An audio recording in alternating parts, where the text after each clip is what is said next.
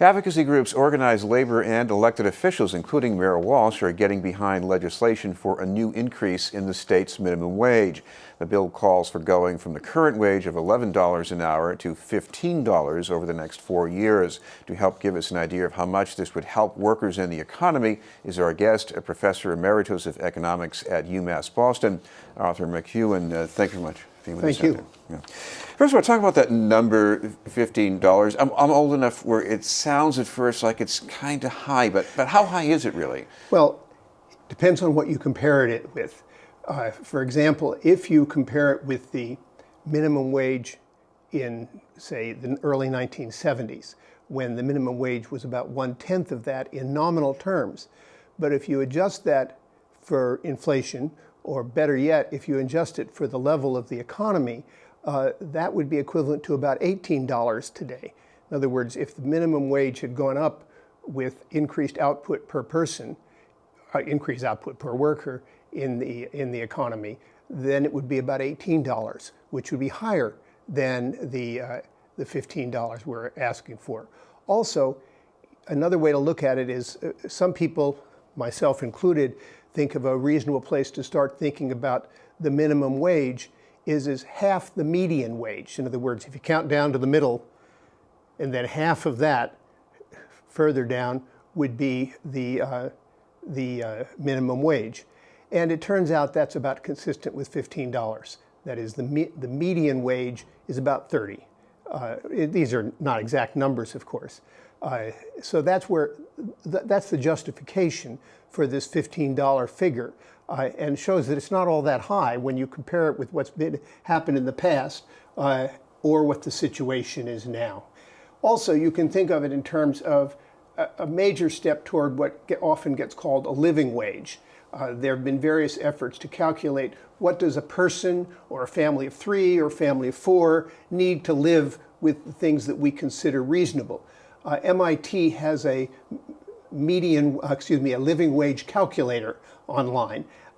For one person living alone, a $15 an hour does a reasonable job of getting you toward that living wage. However, if you think of it as a person supporting a family or a single mother supporting herself and one child, it doesn't get you there.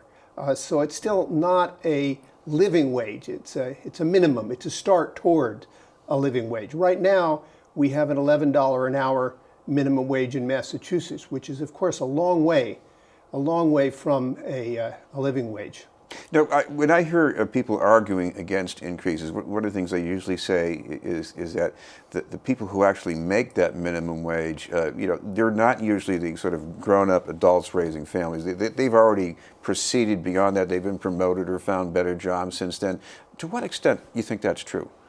I'm sorry, I didn't... In other words, one of the arguments against raising the minimum is that the only people who really get that little money are just people at the beginning of the job cycle. That's not what the situation is. I believe about 20% of people receiving the minimum wage in Massachusetts are under 20. Most of the people receiving it are adults. Furthermore, the majority are women. Also, many of the people who are under 20 are people supporting themselves or supporting families or trying to get themselves through college and need to earn that extra money. So it's not a question of kids scooping ice cream in the summer. I mean, I'm sure there are some kids scooping ice cream in the summer, and that's fine. But that's not what we're talking about. That's not a large portion by any means of the people earning the minimum wage in Massachusetts. Now, there are some cities that have this kind of a minimum wage already. They seem to be booming, but I also saw recently about Seattle. They have 15, and some indications maybe employers are cutting back jobs or hours, maybe? Well, in Seattle, they haven't got the $15 yet. They've moved from $9 and some cents, I forget what, to $13 now, and they're scheduled to move to 15 in the next couple of years. There have been 2 studies done of what's happened that ask the question, what's happened with the move to 13? One of these, done by a group at the University of California, Berkeley, shows that you can't tell anything yet, which is sort of consistent with expectations because there hasn't been the time of adjustment So even if it's going to be bad or good, we wouldn't expect to really know yet. The other group at the University of Washington did a study of the Seattle in which they found extremely large negative impacts on employment. That is, employment for low-wage jobs.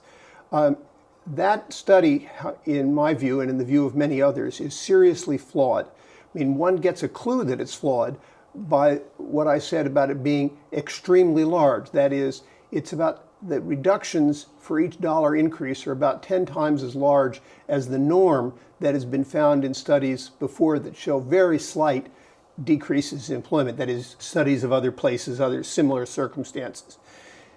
When one looks for the reasons, when one looks for the flaws in their study, there's several.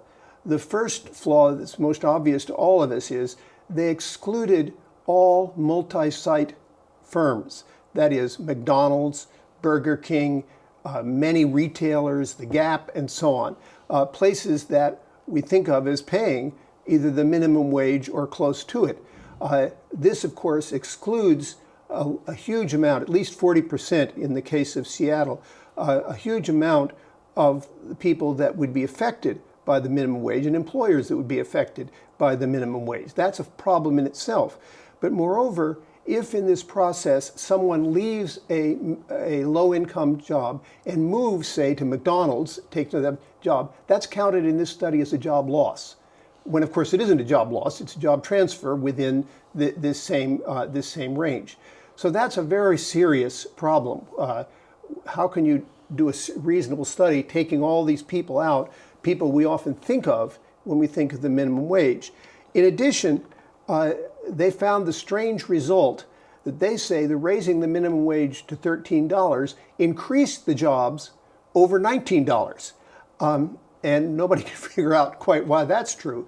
But of course, what's really going on is that in the period they're looking at, the Seattle economy, the labor market was booming. And what was going on was a lot of people were moving up from low-wage jobs to these, not high-wage, but a more reasonable level of payment. And so they didn't properly take account of the booming economy in which they were studying, which seems to me another very serious flaw. The third problem with it is in studies like this, it's quite common to compare the area which you're looking at, in this case Seattle, with other areas that seem to be similar in other ways, except that they didn't raise the minimum wage. They chose areas which were close by, but which did not, in other ways, fit with Seattle. In particular, they didn't have the booming economy that Seattle had. When you add all these things together, it leaves one with very little confidence in the Seattle study, especially when compared with the study that took place at the University of California, Berkeley, which seems to have a much solider foundation in the methodology that it used and showed what we'd expect. That you can't see anything yet. There may be some bad results down the line, or there may be some good results, but it hasn't happened yet. Now, I know raising the bottom, can trickle up to other workers making more money. It can ripple out into the community. Yeah. But what about the ability to re-engage those discouraged workers who've been sort of sitting on the sidelines of the job market? Well, the ripple effect in various studies does not seem to be as large as I think it probably is. The studies don't show that because what they show is an impact in the people who are just above the minimum wage. Say, in this case, people earning $17, $18 an hour, they'd be pushed up a little bit. But once you get up to 25, the impact, the ripple doesn't show.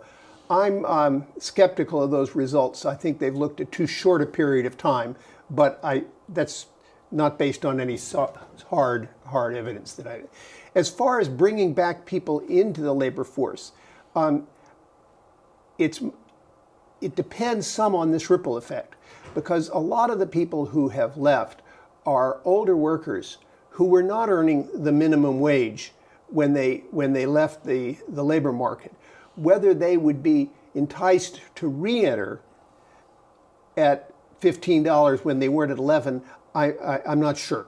that would take place. What I would say, however, is that for many families, there's more than one earner, and those earners who have dropped out are still getting part of their support for other workers in their family who are often low-wage workers, and therefore those families would certainly be helped. Indeed, one of the reasons that we believe the raising the minimum wage will have such a positive effect on middle-income families is because it will help this second earner in the family and therefore raise the family's position more generally. Thank you very much for being with us. Okay. I hope that's useful. MacEwan from UMass Boston.